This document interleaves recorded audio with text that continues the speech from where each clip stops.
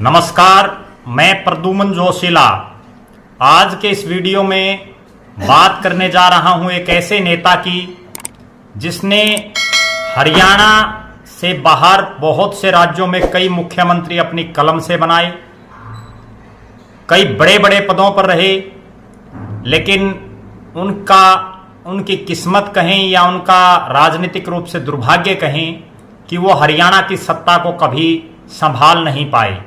हालांकि 2 बार उनके पास ऐसे अवसर भी आए, लेकिन समय का फेर कहिए या उनकी बदकिस्मती कहिए कि प्रदेश की सबसे बड़ी सत्ता की जो चाबी है, सबसे बड़ी जो कलम है, वो उनके हाथ से आते आते फिसल गई।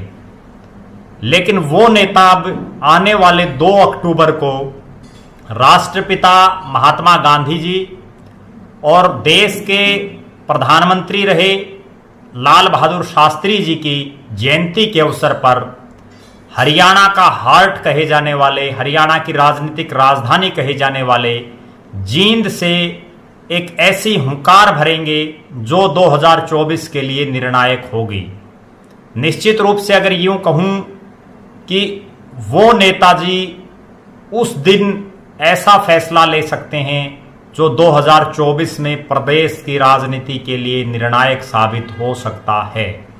मैं बात कर रहा हूं उस नेता की जिसको राजनीति विरासत में मिली, जिसका ना केवल जिनके परिवार का हरियाणा प्रदेश, भारत देश, बल्कि संयुक्त जो भारत था जिसमें पाकिस्तान भी शामिल था, बांग्लादेश भी शामिल था, और उसमें भी और आज़ादी से पहले भी और आज़ादी से के बाद भी जिसके परिवार का आज तक राजनीतिक रूप से, सामाजिक रूप से एक बहुत बड़ा नाम देश और प्रदेश ही नहीं दुनिया में भी लिया जाता है, वो नेता हैं चौधरी बीरेंद्र सिंह।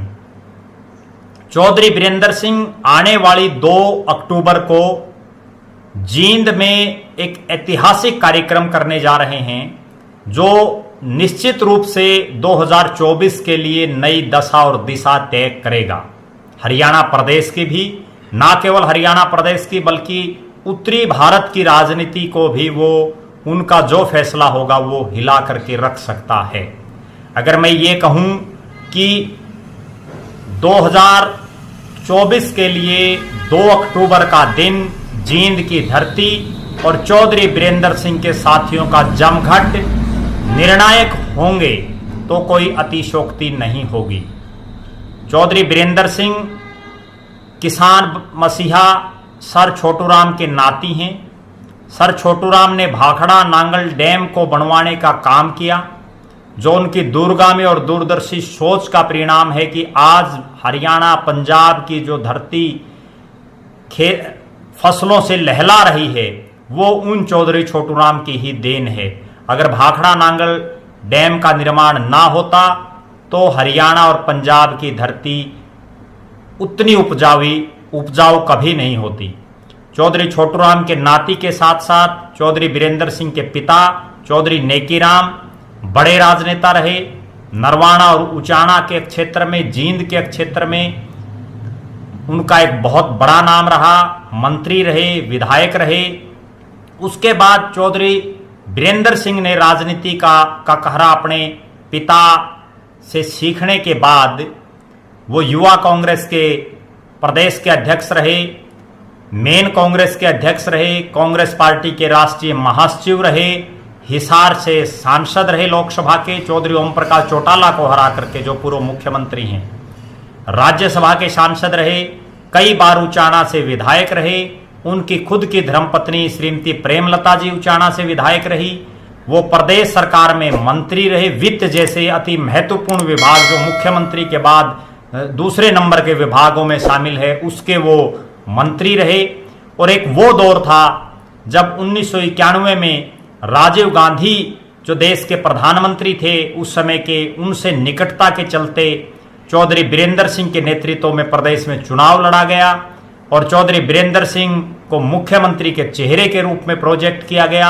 लेकिन ये उनका दुर्भाग्य कहें, राजीव गांधी के आकस्मिक निधन के चलते वो कुर्सी उनको नहीं मिल पाई। इससे पहले चौधरी बीरेंद्र सिंह का इंदिरा गांधी जी के परिवार के साथ श्रीमती इंदिरा गांधी जी, उनके बेटे संजय गांधी जी या राजीव गांधी जी, उन सब के साथ बड़ा गहरा पारिवारिक रिश्ता उनका हमेशा से रहा है। इसके बाद एक मौका उनके पास 2005 में भी आया, जब वो उचाना से विधायक चुने गए और उस दौर में चौधरी भजनलाल को हटा के बजाय चौधरी भूपेंद्र सिंह हुड्डा को मुख्यमंत्री बनाने में उनका बड़ा योगदान रहा। हालांकि वो खुद भी मुख्यमंत्री की रेस में थे, लेकिन अंतिम समय में वो जो है बाल बाल पिछड़ गए। इसके बाद चौधरी बीरेंद्र सिंह ने फिर भी पीछे मुड़ करके नहीं देखा, उनको राज्यसभा में भेजा गया। कांग्रेस पार्टी ने कई राज्यों का उनको प्रभारी महासचिव बनाया। अपनी कलम से उन्होंने लगभग आधा दर्जन से ज्यादा नेताओं को मुख्यमंत्री बनाने का काम किया। चौधरी बीरेंद्र सिंह उसके बाद कांग्रेस में चूंकि उनको जो है ये दिखाई देने लग गया था कि यहाँ चौधरी भूपेंद्र सिंह हुड्डा का आधिपत्य बहुत ज्यादा स्थापित होता जा रहा है, क्योंकि डॉक्टर मनमोहन सिंह की सरकार में भी एक वो समय आया था जब उनको कैबिनेट मंत्री केंद्र सरकार में बनाने का ऑफिशियल लेटर तक उनके पास आ गया था। उनके समर्थक उनकी कोठी पर जो है हुजूम लग गया था, लेकिन अंतिम मिनटों में उनका नाम कट गया, जिसके बाद उनका दिल सा टूट गया कांग्रेस से। और फिर उन्होंने जो है 2014 के लोकसभा चुनाव से पहले कांग्रेस को छोड़ करके भारतीय जनता पार्टी में वो शामिल हो गए। इसके बाद उनको दोबारा से राज्यसभा का सदस्य बनाया गया। केंद्र सरकार में बड़े भारी भरकम जो मंत्रालय हैं, चाहे वो इस्पात मंत्रालय हो, चाहे वो ग्रामीण विकास मंत्रालय हो, उनका कैबिनेट मंत्री बनाया गया। वो प्रदेश के एकमात्र ऐसे नेता हैं जो बिना मुख्यमंत्री बने इतने बड़े पोर्टफोलियो के कैबिनेट स्तर पर मंत्री रहे हों प्रदेश में।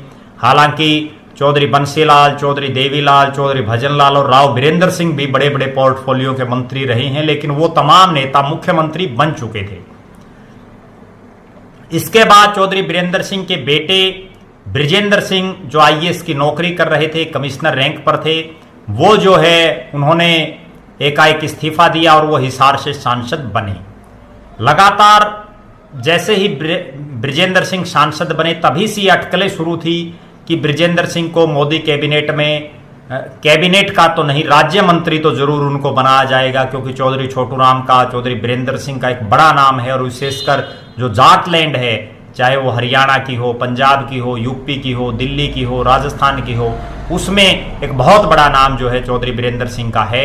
लेकिन वो पिछले लगभग 4 साल से आज बने कल बने इसी रेस में ब्रिजेंद्र सिंह का नाम अभी तक नहीं आ पाया। अब एक बार फिर से ये कयास लगाए जा रहे हैं कि मोदी मंत्रिमंडल का विस्तार हो सकता है। संभावना ये जताई जा रही है कि मंत्रिमंडल में एक जाट चेहरे को शामिल किया जाएगा। वो जाट चेहरा यूपी, राजस्थान और हरियाणा तीनों में से किसी एक राज्य का हो सकता है। ब्रिजेंद्र सिंह पर भी ऐसे कयास लग रहे हैं कि ब्रिजेंद्र सिंह की लॉटरी लग सकती है, उनका नाम भी आ सकता है। इसी बीच चौधरी बीरेंद्र सिंह ने पिछले साल एक बहुत बड़ा कार्यक्रम का आयोजन अपने जन्मदिन 25 मार्च को उचाना में किया, और वह ऐसा कार्यक्रम था उस पर भी पूरे प्रदेश की निगाहें थी। वो उन्होंने टोटली गैर राजनीतिक रख के सभी पार्टियों के नेता उसमें उन्होंने बुला रखे थे। पहला किसी नेता का, इतने बड़े स्तर पर नेता का कार्यक्रम सार्वजनिक रूप से था, जिसमें आम आदमी पार्टी के राज्यसभा के सांसद और हरियाणा के उस समय के प्रभारी doctor Sushil Gupta, Indian National Lokdal party के विधायक और बड़े नेता अभय सिंह चौटाला, भारतीय जनता पार्टी के कई बड़े नेता, इसके अलावा कांग्रेस पार्टी के कई बड़े नेता, और मंच पर 50 से ज्यादा पूर्व विधायक, पूर्व मंत्री जिनके मंच पर हों।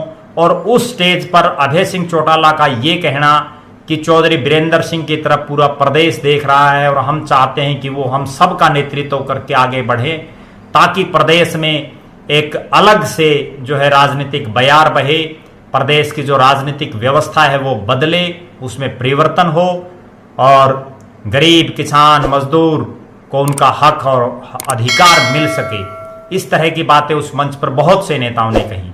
लेकिन चौधरी बीरेंद्र सिंह उस दिन भी कोई निर्णायक फैसला नहीं ले पाई, और उसका सबसे बड़ा कारण ये था कि उस समय चुनाव काफी दूर थे। उसके बाद चौधरी बीरेंद्र सिंह ने एक कार्यक्रम और रखने का ऐलान किया, लेकिन समय की नज़ाकत को उन्होंने समझते हुए, चूंकि चुनाव में काफ़ी समय था, इसलिए उन्होंने अंतिम निर्णय ये लिया कि 2 अक्टूबर 2023 को प्रदेश की राजनीतिक राजधानी चौधरी बीरेंद्र सिंह का गृह जिला जींद के अंदर वो एक मेरी आवाज़ सुनो जमघट नामक कार्यक्रम करने जा रहे हैं, जिसमें वो व्यवस्था परिवर्तन की बात करेंगे, जिसमें वो अनुसंधान से समाधान की बात करेंगे, जिसमें वो नई नई टेक्निक के माध्यम से किस तरह से किसान, ग्रामीण, मजदूर, आम छोटे व्यापारी, छोटे दुकानदार, 36 बिरादरी के लोगों का किस तरह से भला हो सके, उस पर वो अपने विचार व्यक्त करेंगे। और जहां तक मुझे सूचना है, इस कार्यक्रम में उन्होंने बहुत से बड़े बड़े बुद्धिजीवियों को, बड़े बड़े इस तरह के राजनीतिक लोगों को जिनकी एक सोच है गांव, गरीब, किसान आगे किस तरह से बढ़े, उस तरफ उन लोगों को वो आमंत्रित करेंगे उस कार्यक्रम में, वो लोग उसमें शिरकत करेंगे। उसी के सिलसिले में चौधरी बीरेंद्र सिंह निरंतर जो है प्रदेश में अलग अलग हिस्सों में अभी जाना भी शुरू करेंगे, क्योंकि प्रदेश में उनका एक बड़ा नाम रहा है। 1991 में जब राजीव गांधी के साथ निकटता के चलते उनको प्रदेश में सबसे बड़ा चेहरे के रूप में प्रोजेक्ट किया गया, तभी से उनके पास एक अच्छी टीम है। लेकिन अगर ये भी कहा जाए कि बीरेंद्र सिंह आज भले ही भारतीय जनता पार्टी में हैं, वो केवल भारतीय जनता पार्टी के प्राथमिक सदस्य हैं, उसके बावजूद उनके आज भी संबंध, चाहे वो कांग्रेस के नेता हों, चाहे वो आम आदमी पार्टी के नेता हों, चाहे वो किसी अन्य दल के नेता हों, उन सब के साथ उन्होंने अपने संबंधों को बरकरार रखा है।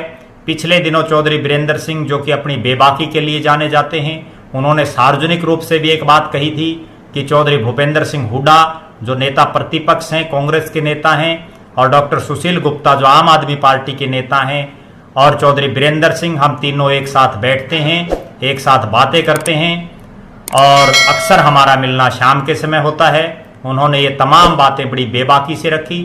अब पूरे प्रदेश की नज़रें इस बात पर होंगी कि 2 अक्टूबर को चौधरी बीरेंद्र सिंह क्या फैसला लेते हैं। उनके ऊपर जो उनके कार्यकर्ता हैं, ना केवल जींद, उचाना, जुलाना, सफीदो, नरवाना और हिसार लोकसभा क्षेत्र के, बल्कि प्रदेश भर के कार्यकर्ताओं का ये दबाव है कि वो इस बार आर या पार की लड़ाई लड़ें।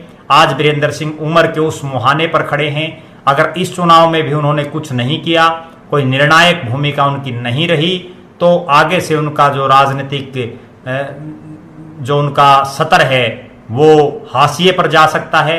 इसलिए उनको हर हालात में 2 अक्टूबर को ऐसा निर्णायक फैसला लेना होगा जिससे 2024 के लोकसभा और विधानसभा चुनाव में उनके जो कार्यकर्ता हैं और प्रदेश की जो जनता उनकी तरफ एक आशा और उम्मीद की लगाए बैठी है, वो कम से कम एक सुखद फैसले से खुश हो। इस तरह का फैसला चौधरी बीरेंद्र सिंह को लेना होगा। उन्हें ना केवल अपना बल्कि अपने सांसद बेटे बृजेंद्र सिंह का भी राजनीतिक भविष्य देखना होगा कि उनका राजनीतिक भविष्य भारतीय जनता पार्टी में सुरक्षित है या कांग्रेस पार्टी में सुरक्षित है या किसी अन्य दल में सुरक्षित है। वो घर वापसी करते हैं या हृदय परिवर्तन करते हैं या जहां वो बैठे हैं वहीं रहते हैं, ये तो 2 अक्टूबर को ही पता चल पाएगा। हालांकि चौधरी बीरेंद्र सिंह के इस कार्यक्रम को लेकर के ना केवल भारतीय जनता पार्टी की नजरें हैं, बल्कि तमाम जो अन्य दल हैं प्रदेश के, उनकी भी नजरें इस 2 अक्टूबर को होने वाले मेरी आवाज सुनो जमघट कार्यक्रम पर लगी हुई हैं। निश्चित रूप से देखना यह है कि वो क्या फैसला लेते हैं। भविष्य के लिए चौधरी बीरेंद्र सिंह को बहुत बहुत शुभकामनाएं। आप लगातार हमसे बने रहें। आप हमारे फेसबुक पेज को लाइक और फॉलो करें, यूट्यूब पर चैनल को सब्सक्राइब करें, वीडियो को शेयर करें और अपने कीमती कमेंट्स जरूर दें। लगातार हमसे विभिन्न राजनीतिक वीडियोज के लिए बने रहें। धन्यवाद। आपका अपना प्रद्युमन जोशीला नलवा।